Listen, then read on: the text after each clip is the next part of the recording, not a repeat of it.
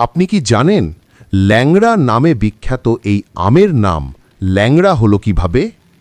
এর পেছনে আছে এক আশ্চর্য, মজার ও ঐতিহাসিক কাহিনী। উত্তরপ্রদেশের সহারানপুর জেলা, যাকে ডাকা হয় ভারতের ম্যাঙ্গো বেল্ট নামে, এখানে জন্মায় অসংখ্য প্রজাতির আম।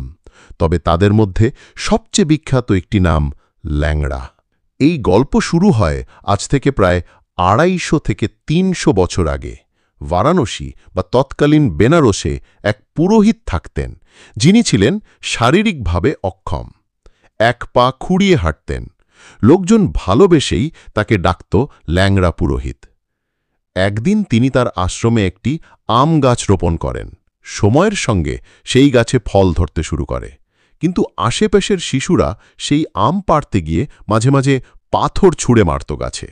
তখন ল্যাংড়া পুরোহিত লাঠি হাতে ছুটে যেতেন তাদের তাড়াতে। এই ঘটনা এত বিখ্যাত হয়ে যায় যে লোকজন মজা করে বলতে শুরু করে, এই গাছের আম তো ল্যাংড়ার আম। এমনকি আশেপাশের বাজারেও এই নামেই বিক্রি হতে থাকে আম।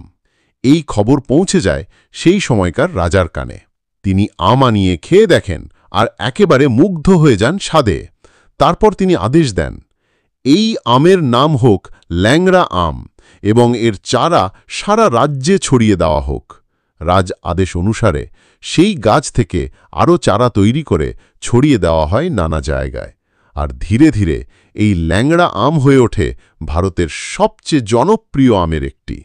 তাই আজ যখন আপনি ল্যাংড়া আমের স্বাদ নেন, মনে রাখবেন এর পেছনে আছে এক পুরোহিতের ভালোবাসা, এক মজার গল্প আর এক রাজকীয় স্বীকৃতি।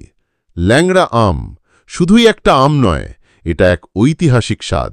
ভিডিও ভালো লাগলে লাইক করুন, শেয়ার করুন আর আমাদের চ্যানেলটি সাবস্ক্রাইব করতে ভুলবেন না।